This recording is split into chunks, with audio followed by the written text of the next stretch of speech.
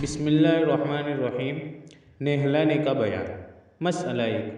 جب کفن دفن کا سب سامان ہو جائے اور نہلانا چاہو تو پہلے کسی تخت یا بڑے تخت کو لوبان یا اگر کی بتی وغیرہ خوشبودار چیز کی دھونے دے دو۔ 3 دفعہ یا 5 دفعہ یا 7 دفعہ چاروں طرف دھونے دے کر مردے کو اس پر لٹا دو اور کپڑے اتار لو اور کوئی کپڑا ناف سے لے کر گھٹنے تک ڈال دو کہ اتنا بدن چھپا رہے۔ مسئلہ 2۔ اگر نہلانے کی کوئی جگہ الگ ہے کہ پانی کہیں بہہ جاوے گا تو خیر، نہیں تو تخت کے نیچے گھڑا کھدوا لو کہ سارا پانی اسی میں جمع رہے۔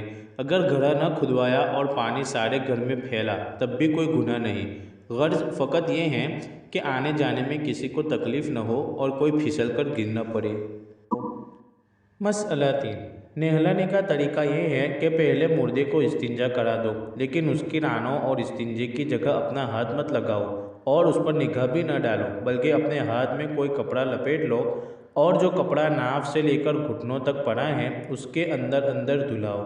پھر اس کو وضو کرا دو، لیکن کلی نہ کراؤ، نہ ناک میں پانی ڈالو، نہ گھٹے تک ہاتھ دھلاؤ، بلکہ پہلے منہ دھلاؤ، پھر ہاتھ کوہنی سمیت، پھر سر کا مسا، پھر دونوں پیر، اور اگر 3 دفعہ روئی تر کر کے دانتوں اور مسوڑوں پر پھیر دی جائے، مسوڑوں یعنی دانتوں کے اوپر کا گوشت، اور ناک کے دونوں سوراخوں میں پھیر دی جائے تو بھی جائز ہے۔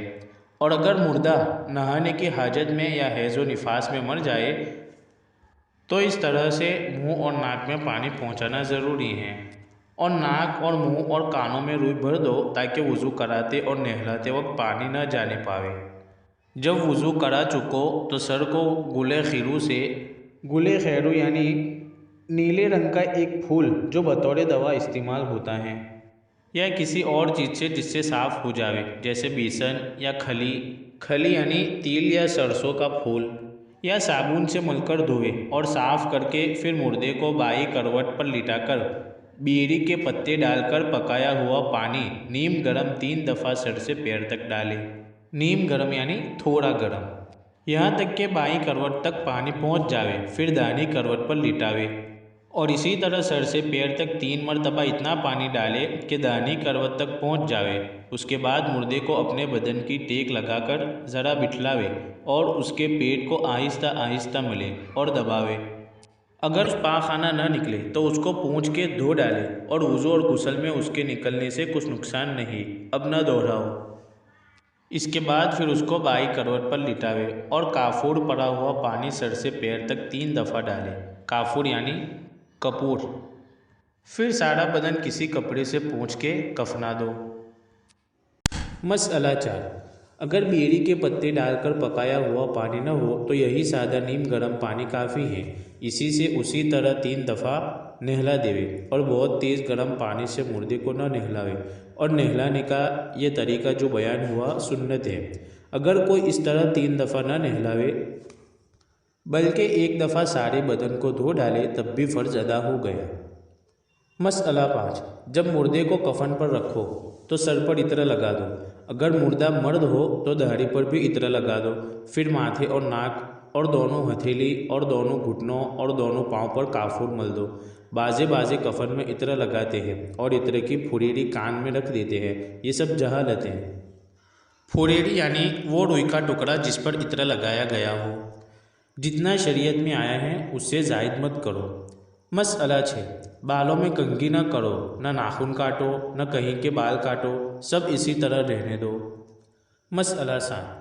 اگر کوئی مرد مر گیا اور مردوں میں سے کوئی نہلانے والا نہیں تو بیوی کے علاوہ اور کسی عورت کو اس کو غسل دینا جائز نہیں، اگرچہ محرم ہی ہو۔ اگر بیوی بھی نہ ہو تو اس کو تیمم کرا دو، لیکن اس کے بدن میں ہاتھ نہ لگاؤ، بلکہ اپنے ہاتھ میں پہلے دستانے پہن لو، یعنی ہاتھ کے موزے پہن لو، تب تیمم کراؤ۔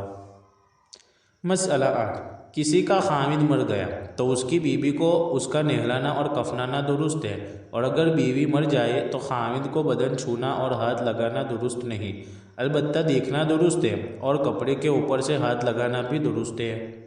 مسئلہ 9۔ جو عورت حیض یا نفاس سے ہو وہ مردے کو نہ نہلاوے کہ یہ مکروہ اور منع ہے۔ مسئلہ 10۔ بہتر یہ ہے کہ جس کا رشتہ زیادہ قریب ہو وہ نہلاوے، اور اگر وہ نہ نہلا سکے تو کوئی دیندار نیک عورت نہلاوے۔ مسئلہ 11۔ اگر نہلانے میں کوئی عیب دکھے تو کسی سے نہ کہے۔ اگر خدا نخواستہ مرنے سے اس کا چہرہ بگڑ گیا اور کالا ہو گیا تو یہ بھی نہ کہے اور بالکل اس کا چرچا نہ کرے کہ یہ سب ناجائز ہے۔ ہاں، اگر وہ کھلم کھلا کوئی گناہ کرتی ہو، جیسے ناچتی تھی یا گانے بجانے کا پیشہ کرتی تھی یا رنڈی تھی، تو ایسی باتیں کہہ دینا درست ہے کہ اور لوگ ایسی باتوں سے بچیں اور توبہ کریں۔ اور اگر کوئی اچھی بات دیکھے، جیسے چہرے پر نورانیت اور رونق کا ہونا، تو اس کا ظاہر کرنا مستحب ہے۔